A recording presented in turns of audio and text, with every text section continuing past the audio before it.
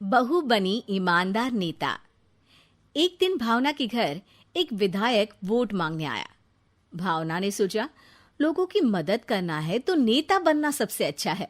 बस उसने ठान लिया कि उसे भी सरपंच का चुनाव लड़ना है। मैं सबको ये बताना चाहती हूँ कि इस साल इलेक्शन में मैं भी खड़ी होंगी, एक निर्दलीय प्रत्याशी के रूप में। अरे वाह, लेकिन तेरा चुनाव चिन्ह क्या होगा? दरवाजे पे घंटी। सब उसको दबाते हैं। जब सब उसे दबाएंगे तो मैं चुनाव जीत जाऊंगी। अरे वाह वाह बहू, आखिर तू मेरे साथ रहकर अकल की बात सीखी गई। एक तेरे ससुर जी है जो तुझसे ज्यादा मेरे साथ रहने के बाद भी बेवकूफी रहे। तुम मुझसे इतना भी प्यार मत करो कि हर बात में मुझे घसीटा करो। वैसे क्या करोगी सरपंच बनकर? सड़क बनवाऊंगी, तालाब बनवाऊंगी, टॉयलेट बनवाऊंगी। अरे मेरे लिए आलू के पराठे भी बनवा देना। हाँ बेटा। और मेरे लिए मलाई रबड़ी। अरे लोगों के लिए कुछ करूंगी, सिर्फ आपके लिए नहीं। अरे परायों के लिए अपनों को भूल जाएगी, यही है तेरे संस्कार। अरे माँ जी, सरपंच का काम जनसेवा का होता है। भावना अब पीछे हटने वाली नहीं थी। पूरा परिवार अपना पूरा दम लगा देता है और जैसे तैसे इनकी डोलती कश्ती नदी पार कर ही गई और अब पूरे गांव की नई सरपंच भावना बन जाती है। सरपंच बनते ही वो सोच लेती है कि सबसे पहले सबके घरों में हैंडपंप लगवाए जाने चाहिए। बेटा, सबसे पहला हैंडपंप तो सरपंच के घर ही लगना चाहिए। नहीं माँ, हमने पहले ही सोच लिया था कि हम एकदम ईमानदार सरपंच बनेंगे। भावना सबके यहाँ हैंडपंप लगवा देना चाहती थी, पर इतने लोग थे तो थोड़ा समय लग रहा था। अरे क्या भावना दीदी, हैंडपंप लगेगा भी?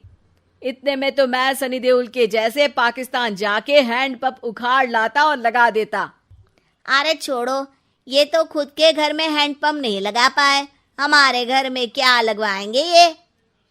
जनता के ताने सुनकर भावना को लगता है कि शायद उसकी सास सही बोल रही थी। सबसे पहला हैंडपंप अगर सरपंच के घर लगे तो लोगों को थोड़ा भरोसा होगा कि आने वाले वक्त में उनके भी घरों में हैंडपंप लग जाएगा। मगर हैंडपंप लगाते ही फिर से गांव में बातचीत होना शुरू हो गई। अरे सरपंच साहिबा, हम लोगों के घर तो हैंडपंप का पंप भी नहीं आया, पर आपके घर आ गया। यही ईमानदारी है आपकी। अरे मैं तो हमेशा से ही बोलता था कि सभी नेता एक जैसे ही होते हैं, भ्रष्ट। राम नाम सत्य है, सारे नेता भ्रष्ट हैं। हमें तो लगता है कि भावना दीदी को हमारी कुछ पड़ी ही नहीं है। अरे नहीं नहीं, ऐसा नहीं है, सभी के घर हैंडपंप लगेगा। थोड़ा सब्र तो कीजिए आप लोग। आपके सब्र के चक्कर में सूखे के चलते कब्र बन जाएगी हमारी। भावना अब अलग कंट्रोवर्सी में फंस गई। उसे नहीं समझ आ रहा था कि क्या करना है। लोगों के घर हैंडपंप लगाना शुरू तो हो गया था, पर काम धीरे धीरे चल रहा था और लोग भावना को ताने मारे जा रहे थे। बहुत सुनने के बाद भावना ने ये ठाना कि वो अपने घर का हैंडपंप हटा देगी। अब जब दूसरों के घर में भी हैंडपंप लगने शुरू हो गए हैं, कोई उस पर सवाल नहीं उठा पाएगा। लेकिन जैसे ही उसने अपना हैंडपंप हटवाया, लोग फिर बातें करने लगे। अरे ये हैंडपंप तो 2 दिन भी नहीं टिक पाया। सरपंच साहिबा, आप तो टिकोगी ना? अरे ये तो ऋषभ पंत से भी कम चला, वो भी थोड़ा ज्यादा टिक जाता था।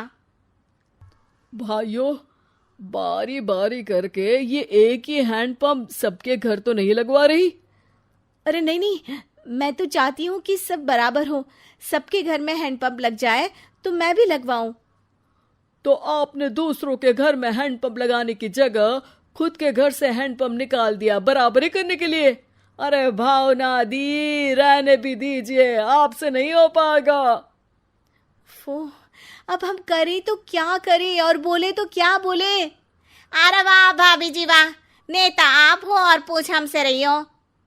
भावना को समझ आया कि जिसका काम उसी को साजे, और वो हाथ जोड़कर अपने सरपंच की पोस्ट को किसी और के सर मथ देती है। वो ये वादा करती है कि चाहे कुछ भी हो जाए, दोबारा जन कल्याण की इस सीढ़ी पर वो नहीं चढ़ेगी। नीचे से गाली देने में जितना मजा है, उतना ऊपर चढ़ने में नहीं है।